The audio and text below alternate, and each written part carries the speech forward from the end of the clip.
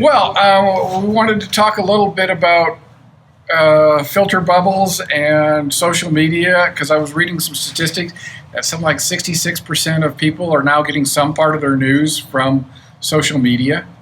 And social media plays this game with you to try and show you more feeds, the things that you want to see, or the people that you agree with you and that kind of stuff. And I was wondering, because all the time I get in a conversation with somebody who's a Republican or a religious person, and they have their world. We always talk about how they live within their bubble. They don't see outside their bubble.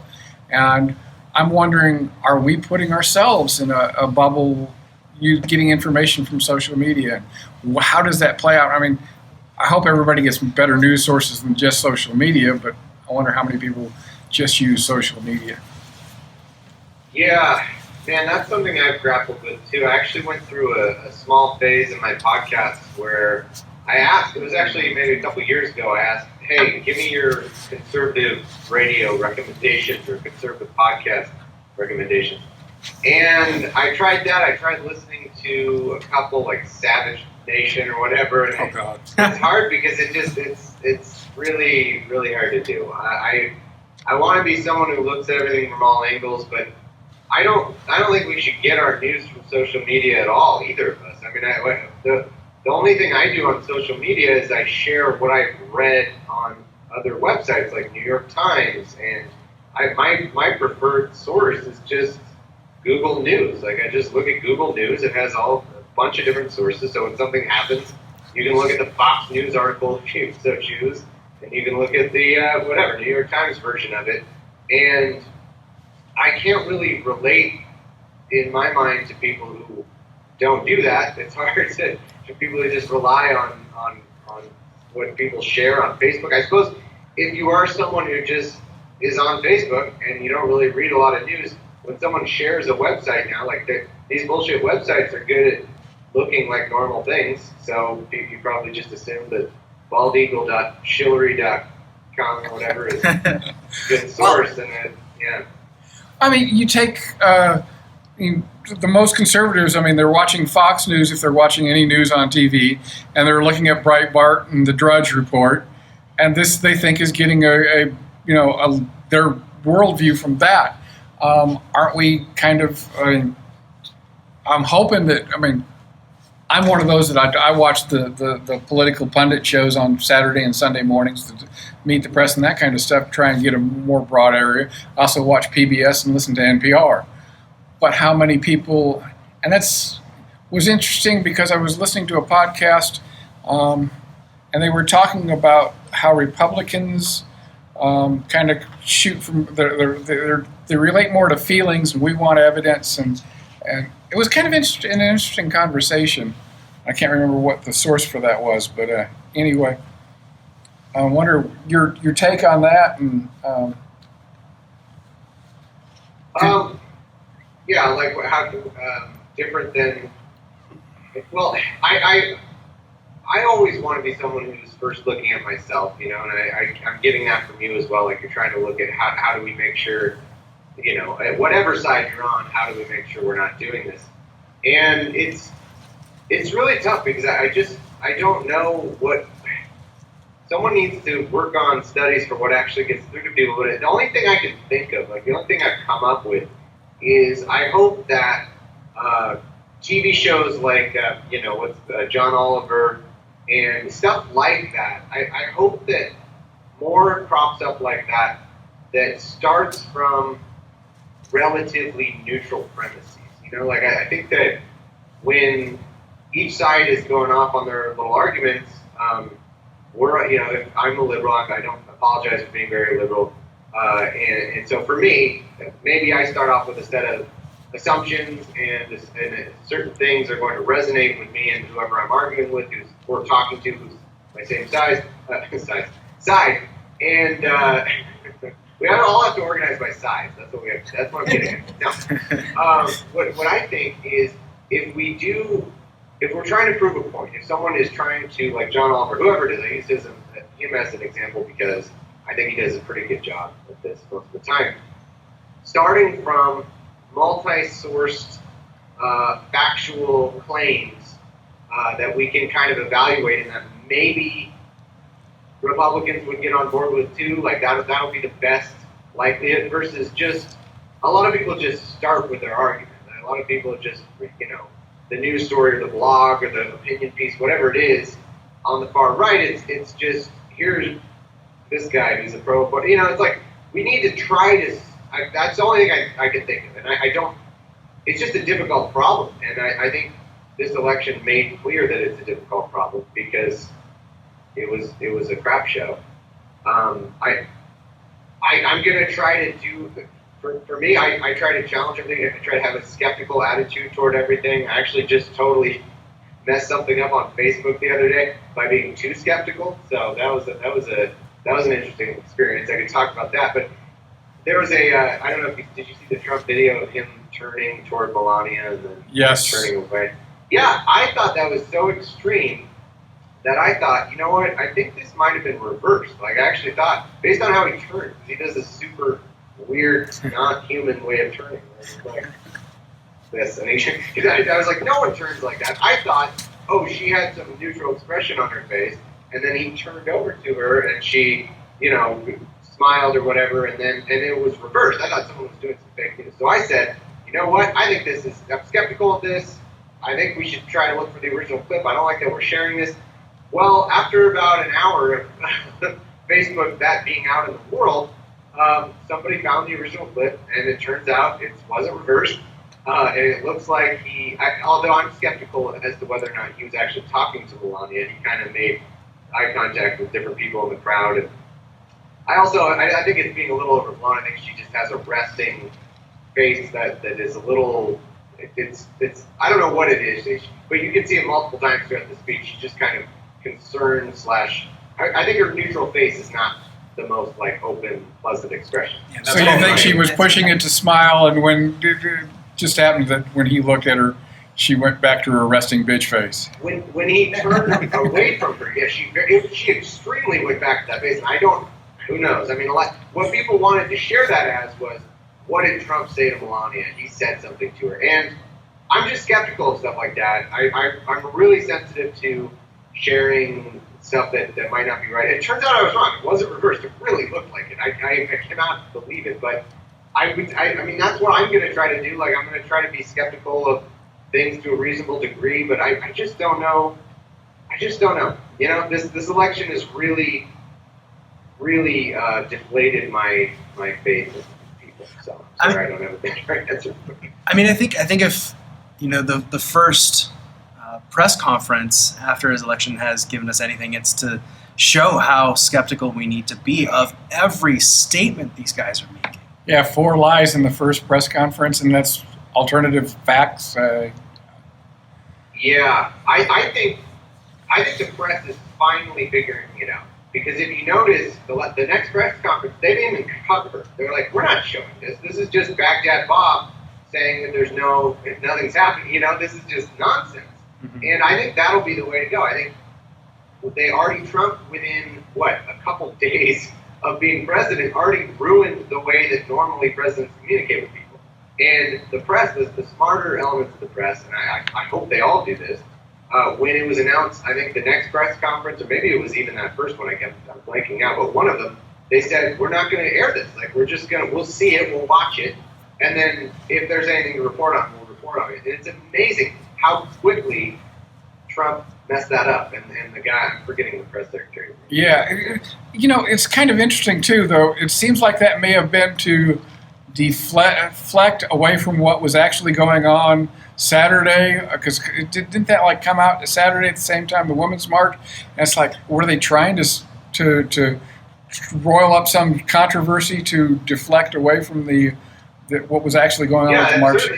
I think the first one was Saturday, right? And that's when the guy just came out and made a bunch of statements he just came out to lecture the media. I mean, it was absurd. It was North Korean. It was not.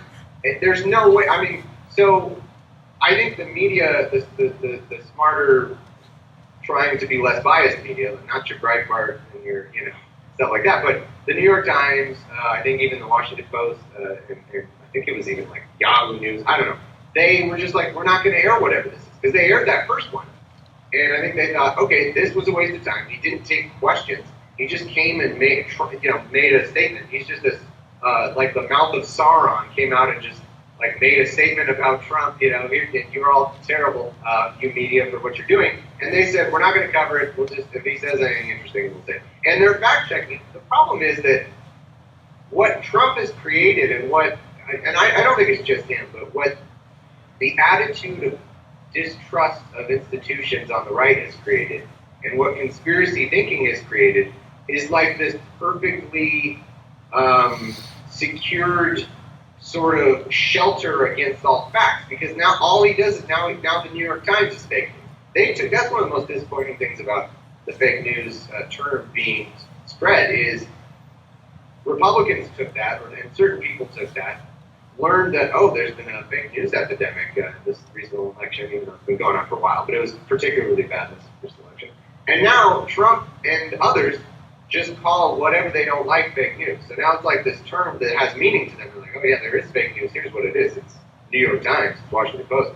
And how do you fix that? I don't know. The only way is if you look at the voting, people with higher education were largely for Hillary. People without education were largely for Trump. I mean, it's extremely that way, but it's majority that way.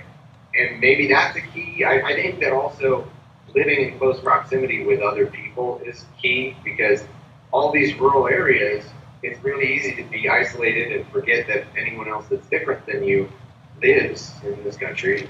And that's the only thing I can think of, because if it's just a question of how do we reach that, I don't know, person in the South who's just going to sit and get their news from the one source, I don't know how you reach it. I have no clue. It seems impossible to me, because any information that they don't like, no matter how extreme, no matter if it's the New York Times, should be one of the most respected pieces of source of the media there would be in this country. They're now fake news, according to Trump. So I don't know what you can do. I really don't. Yeah, he also criticized CNN for the same way. And as far as TV news, I think they probably do as good a job as any as unbiased news reporting. And it was funny to see them get called fake news. Yeah. But anyway, going back to the kind of turn the conversation, go back to the social media thing. I've kind of made it a point, and I will get your input on this. No matter how bad I hate somebody's post, and I mean, I'm guilty. I mean, I've looked this evening. I didn't have time because I was rushing around trying to get ready for this, but I still was on social media a few times. And I have already kind of made it a point now to have a few people in my friends list that I don't ideologically agree with them, but I keep them in there, and I make it a point never to silence them. They can post their stuff. I almost take it a pride now that every time they post something that I know is wrong and I have the argument to show them why they're wrong, of showing them why they're wrong and trying to have some discourse with the other side that way. Yeah. I actually think that I wish more people would do that, but it's awful. Some of us aren't confrontational and some of us don't like doing that, but I think it's kind of important for us all to, engage in that conversation when we can. Yeah, I agree. I would say to turn it on ourselves. I didn't unfriend anybody during this election. Now, granted, my friendship on social media is already way little, but it's not entirely so. And I respect that behavior that you just mentioned. And the idea of not silencing or hiding the opinions of people you disagree with on social media. I don't do that myself.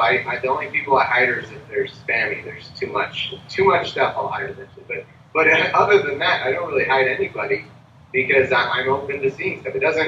I think people on every side actually have a real sensitivity to just seeing another perspective. Like, you don't even have to consider it, but just seeing someone say Trump, make America great again.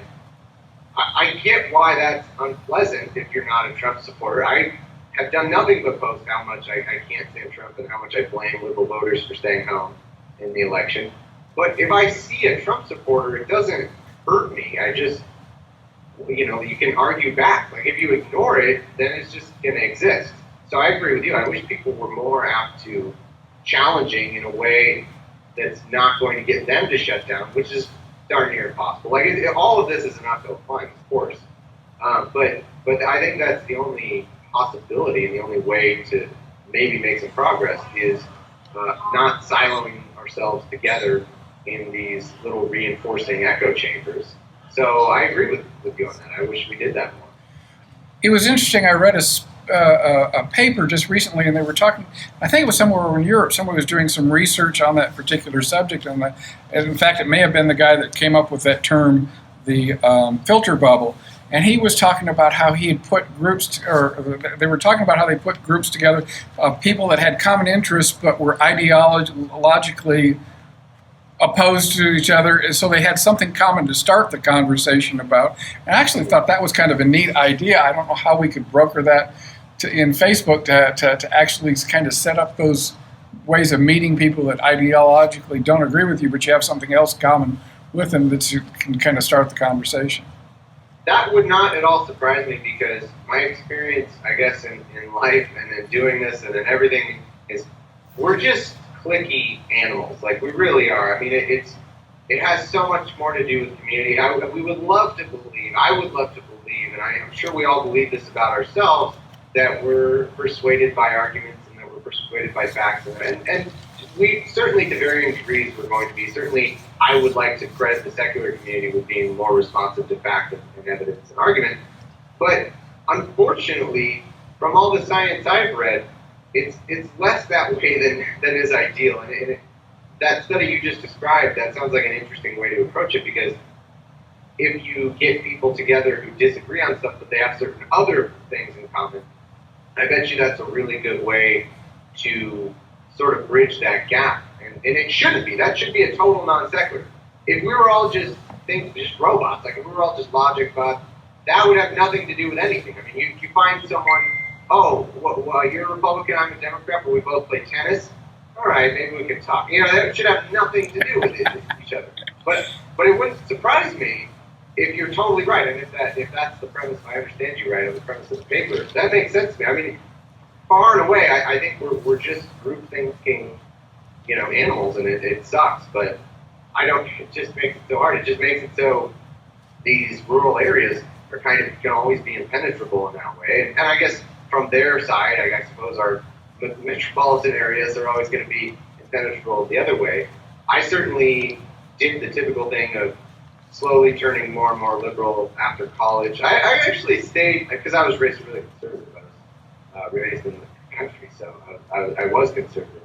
And it took a while, but I would have to say that what changed me was I wish it was just arguments. I wish I could say it was just arguments and facts and all that, but I bet it's not. I bet if a scientist looked at my brain, he or she would say, well, it really was the fact that you started just hanging around liberal people, and sure, you can make an argument that it was their by osmosis, their arguments and facts that you're absorbing, but I wouldn't be surprised if it's just when you surround yourself with people who value certain opinions, it becomes easier and easier as a primate to be like, maybe I should consider that opinion. And I think it's just a flaw in the program.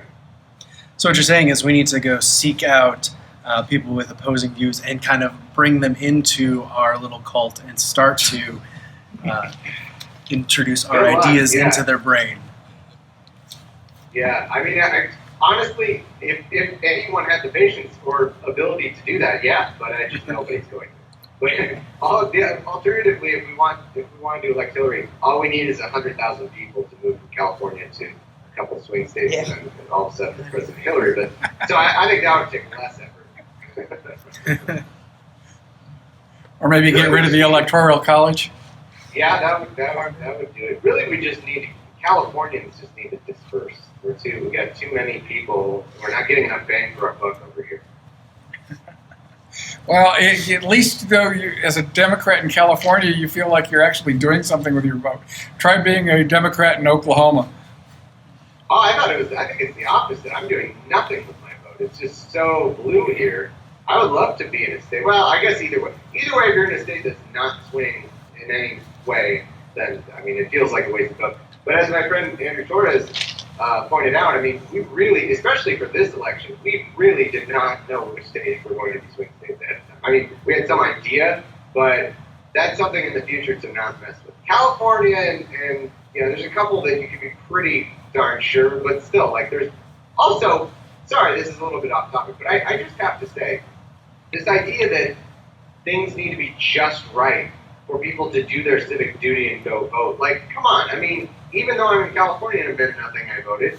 And the idea that, like, well, I'm pretty sure my state's going to definitely go one way or the other. Just vote anyway. Everybody just needs to. Voting should just be required, really. I mean, honestly.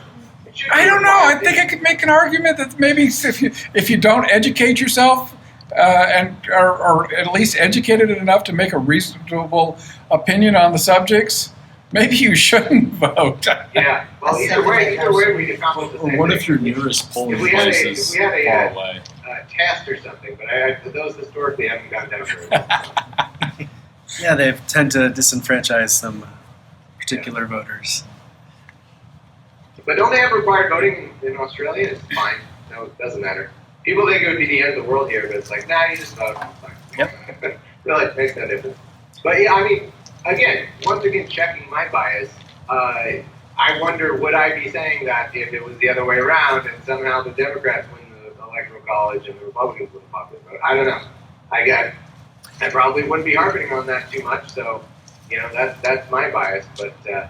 But it's just frustrating because this one in particular, for me, I mean, a typical Republican would have been so much more digestible than just literally the most unqualified, worst candidate in the world. And I'm having a hard time getting over it, as people have noted on Facebook. Yeah, I think we all are. Yeah. But I don't think we should get over it. Like, everyone has this move on. Like, it's like day 2. Why am I moving on already? Every day there's something else to be upset about. What's that? I said every day there's something else to be upset about. I mean, it's impossible to get over it. And Trump benefits by that. That's one thing. If there's one thing, I don't think he's a secret genius at all, but if there's one thing he does know how to do, it's do so many bad things in one day that you can't cover them all. So we do need to keep track of them. Like, we do need to, highlight them. Like, it's amazing the things that he's done already. Just already. It's 2 Oh, days. his cabinet picks alone are such a joke. It's not offending. Yeah. Oh, anyway, I know it's getting really close to 8 o'clock. Does anybody else got anything to talk to Thomas from? I have people back there. Thomas from all the podcasts. Yeah. I can ask a quick question going back to this. Until you can see you. Talking to my face. I just have a quick question going back to this sort of bubble concept. Do you think there's room for more right-leaning or libertarian atheists within the movement? Because I myself consider myself more right-leaning or more libertarian, and sometimes I feel overwhelmed by the amount of liberals Yeah. in the sort of atheist groups, but I still share more in common with them than, say, Christians or even standard conservatives, just because I don't share the same social values as they do. Yeah, I have a lot of sympathy for that, and I used to be that way myself. I slowly converted more and more liberal, but I have to admit, for me, and I don't know if this will make you feel better, but for where I stand, I would be totally happy with a wealth of political views and atheism if this, I'm framing everything in this 2016 election because I just think it was so catastrophic. If there was something closer to 2 reasonable, rational sides, and it was just like, okay, here's one side that wants to have more government programs, and the other side thinks, let's limit the government spending, let's do some, let's cut taxes a different way, let's talk about different. If that was all the debate was, fine, but the stakes are so high that I think that's why liberals like myself and other atheists, I'm sure even to a greater extent, would have alienated someone like you, which is unfortunate, and that sucks. But all I know is I have a ton of respect for any Republican and any moderate or right-leaning person whatsoever who during this election said, hey, you know what, I disagree with a lot of stuff on the left, but Trump is a madman. We need to not elect Trump. I don't even care, just, you voted for Hillary, I don't care if you hate Hillary. if anyone had the guts and to realize, like, even though I don't agree with Hillary on all this, she's not Trump. I have a ton of respect for people like that. And if after that we wanted to have a conversation about, like, where government spending and what is this program doing? Should we get rid of it? Should we cut it? That's all great. But he is so bad to me that I think that made us even more tribal. And I hope you haven't felt too alienated. But it's certainly, I've tried to welcome different political views on my show, and it's not always easy. It's a hard thing to do, but I want to because of that reason. Yeah, I don't feel quite alienated. Just sometimes I feel like I can't always get my views out there, or I just instantly get shot down, and I don't always feel like I'm being heard. But I don't think the way libertarians went into this election, I don't think any of them particularly liked Hillary or liked Trump. It was kind of a split even among libertarians, whether or not to vote for Gary Johnson. Some casted their vote for Hillary, some casted their vote for Trump, all for different reasons. It wasn't, clear cut. Yeah, I know. They're all kinds. I highlighted that kind of. I have a lot of respect for any Republican or Libertarian or anybody who fought back against truly unqualified candidate. Whereas if we're talking about a different person, if we're talking about a Gary Johnson or something, if we're talking about if someone like him happened to be the other major candidate, then there's more room for debate there. We still come out on different sides, but that's what I think is so unfortunate about this whole situation, is getting more and more polarized. And it sucks to feel like you're a minority view in a majority community that doesn't let you be heard. But I don't know. And doesn't that filter bubble play back into the polarization? Yeah. Well, that's what it's been doing. I think it's been a feedback loop for sure. I think it's just getting worse and worse. Because the more you feed, with more feedback feeds back into itself, and the more you otherize the other people, it just gets worse and worse. But as much as I want to turn it to myself, as I always do, and I hope we all would, what I'm doing in my community and what everyone's doing in their communities, there still is a difference between the amount of facts that are on the right and the amount of facts that are on the left. The left is not perfect by any means, but that's what I worry about. But do you think you only believe that because of the media you consume? I missed the first part. What did you say? But do you think you only think that because of the media you consume? Because there's a lot of alternative right-wing media, and while a lot of it goes in conspiratorial, I like to sometimes visit those websites just to see what they have to say. And some of it I just call out right away as bullshit. But every, once in a while, they'll make good points. And I find that some liberals, they'll say, well, something on InfoWars, they'll say, oh, well, it's complete bullshit. Well, they're right. A good portion of InfoWars is bullshit, but sometimes they do, a good job at showing something, exposing the left for, blatant misleading people. Or I guess that's what I'm going at.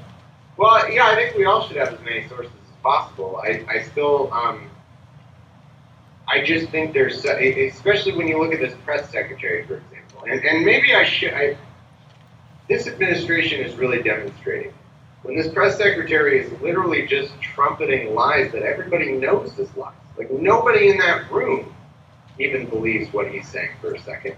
That's so much worse than what's happening on the left. I totally agree with you that there's does not mean the left is perfect, and I'm happy if somebody calls out any bad piece of information I have. I'm lucky because I have a show, so I can say something, and then a bunch of people, if I get something wrong, they comment, they're like, hey, you got this wrong. I'm like, oh, that's great. It's easy for me. It's probably harder for other people. You don't have a podcast full of listeners to just correct you on stuff you get wrong. But no, he's got us. It's asymmetrical, it's not. It's so extreme on the right, at least in this administration. That's what's saddening.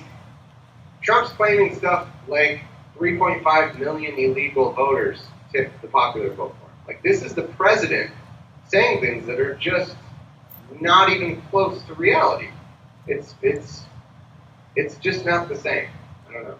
Hey, Thomas, what about it when it comes to the media is focusing on that today, but yet Trump shut down all science communication from the ag and... Someone's going to have to repeat this. Can you come over here? Sorry. Hop up. Then, hey Thomas, I know you're over your time. If you need to go at any point, just let us know. Okay, I can get through this.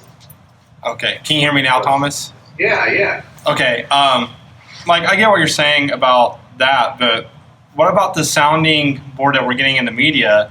They're all focusing on Trump and the illegal voters per se, but yet we had Trump sign an executive order today that shut down all science communication from the EPA and ag, and thank goodness for my boys at the national park having a little bit of balls, but I mean, how do we combat that sounding board? Because they're just feeding off of that and not, I feel like, not focusing on what we really need to focus on, which is science communication and the global warming threat that, or climate change that Trump's posing on lack of information now. Yeah, so your question is, you're even worried about even like the liberal media is focused on the wrong thing today, like even, or is that what you're saying? Yeah, like I listened to NBC, CBS, and CNN today, and none of them even talked about science stuff. Yeah, I mean, I saw that covered, but yeah, that's unfortunate. People aren't talking about that. I think that I certainly saw it in my spheres online, but I don't watch a lot of like ABC, NBC main network news, so that's something I'm not an expert on what they're covering. But that's truly unfortunate if they're not covering that enough, because that's a big deal. And I think what's even more unfortunate about what you're bringing up is Trump is even, I mean, we've made progress, I think, with Republicans over the past decade on global warming. Like, it wasn't too long ago that Republicans had complete and utter disdain for it. And I'm measuring this based on the arguments I have with my Republican family. But nowadays, you can at least get them to admit there's a problem, and I think that's progress. And what sucks about Trump and all this, and his administration he's surrounding himself with, is I don't even know that they represent. It's not just that, the Republicans are in power. It's, a far-right, particularly ignorant strain of Republican is in power. Because even you can get a lot more bipartisan support on climate change existing than you could before. And that sucks. I think you're totally right on when you say that's a very important news story to be covering. All we can do is try to spread it. I mean, that's all we can do as individuals is try to spread this news that, hey, look at this. Look at what he's doing, banning all communication with these organizations. And it's a shame if the mainstream media is missing that big of a story. Thanks, Thomas. Thank you. Hey Thomas, this is Richard. Wanted to thank you once again for giving us your time. No problem. And we'd love to have you back here in a couple months, either give you a Milwaukee talk or any other talk you'd like to give. Yeah, give me more notice. I can Absolutely. I'd love to. Yeah, sorry about tonight. No, that's okay. Yeah, But, thanks a I enjoyed lot. it. Thanks a Yeah, whole lot thank for you. jumping in and doing this for us. We really appreciate it. Awesome. Well, have a good evening, everybody. You do the same. All right, thank you. Bye. Bye.